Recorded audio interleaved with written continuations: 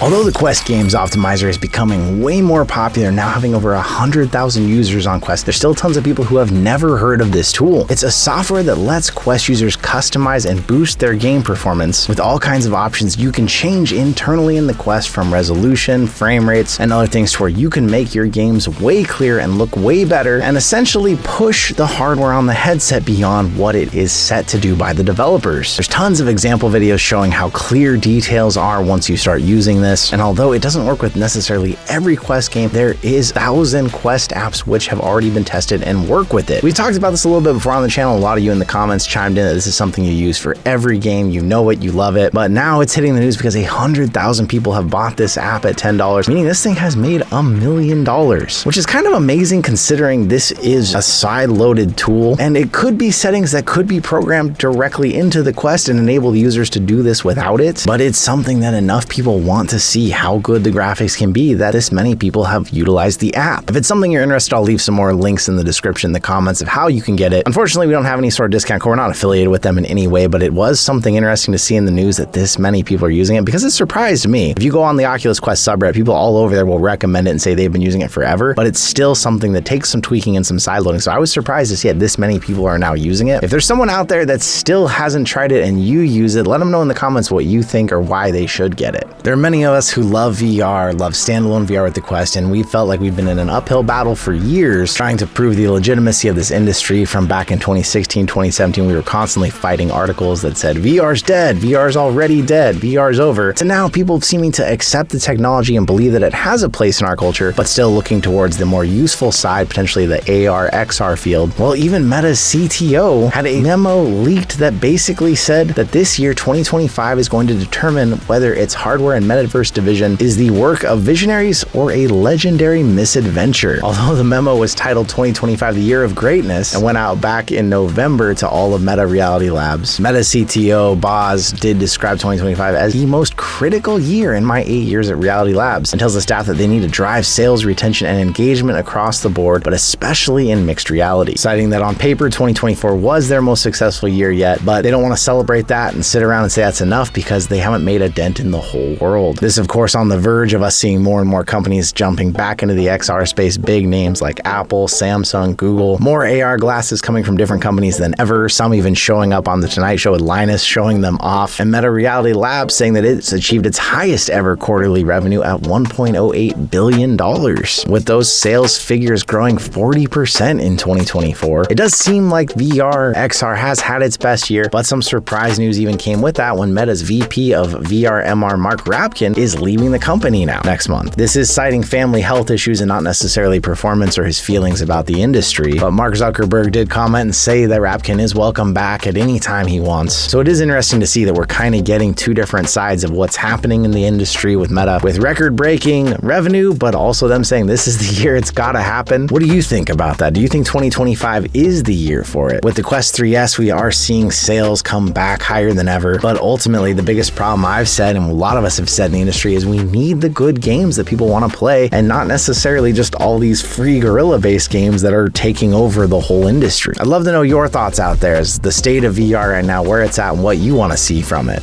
With the new lower priced 3S, the 2 aging out, and of course the Quest 3 that's been around for a while now, we are seeing those headsets taking over and pushing the Quest 2 out of the space a little bit in the PCVR realm. This is of course coming from the Steam hardware and software survey that does show us what percentage of people are using what headsets. And with the Quest 2 dropping 2.5%, the Quest 3 is up 3%, and the Quest 3S nearly 3% as well. As the index also starts to age out more and more, we see a 2.3% drop there. But it still does show that more people are using the Quest 2 itself than the Quest 3 and the Quest 3S combined. It's not really surprising because the Quest 2 is so cheap, so many people bought it, and although it's lost a lot of its support on Meta's side for standalone VR, it works perfectly still as a PCVR headset. It's hard to get the true numbers of how many people out there are gaming in VR, though, as a lot of people don't even use their VR headset with their PC and just play standalone games, especially now as they've gotten so much better. The graphics have gotten so much better on the Quest 3 that a lot of people don't feel like they need to hook up to a PC anymore. For me personally, personally, if it's a game that is available on PC and standalone, I'll play it standalone unless I want to play some high-end game on PC with high-end graphics, and unfortunately, there just still isn't quite the potential of that standalone on the Quest. I find personally, though, a lot of times I miss some of the big games even on PSVR 1 that we had, and I wish we would see other consoles, other headsets pick that up and continue with those bigger games we got more of, instead of these shorter experiences or these mixed reality games that can be very fun but be very short.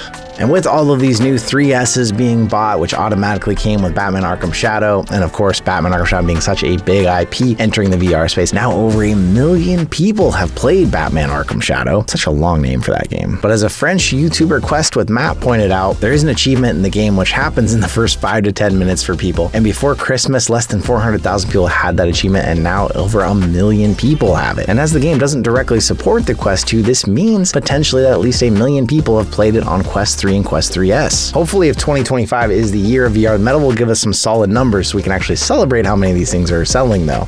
As we've talked a lot about the Quest 2 losing its support and kind of being moved on from, some of you out there still have Quest 1s that you use actively, especially because they still work well with Steam. But now, one more nail in the coffin of the original Quest 1. From now on, developers can no longer support the original Quest in their store app updates. Not terribly surprising, basically since May of last year, new store apps haven't been allowed to support the Quest 1, but this means even existing apps that were on it before can no longer do new updates to the Quest 1. If developers even attempt to include that support in their apps manifest, Meta stores will automatically block them. I hear people compare the Quest a lot to phones because it does use mobile hardware, and so when you think about it trying to keep a cell phone for 5 or 6 years, maybe it'd be weird to think, oh, should it still be getting support? Will it still work? But when you think about the Quest more like a gaming console, it does seem like even now, 6 years later, it might be a little early to be ending support completely, especially when back then the Quest 1 was $400. People paid even more than they paid for a 2 or a 3S. The Quest 1 was a revolution at the time, though. It was the first fully standalone wireless VR headset, and then it didn't actually support PCVR out of the box at first, but later that support was added to it. It's a big piece of history now for us VR fans, and unfortunately it sounds like it's becoming more and more history all the time. We talked about in the last news how the Quest had its achievements app removed. Some people were really upset about that and voiced it on Reddit and other forums that they'd been working towards achievements, and although they could still access individual ones, it was much harder to find a summary of all of them and what percentage they were at on completing them. But in his most recent Ask Me Anything, Boz talked about it on Instagram. Oh man, yeah, this sucks. A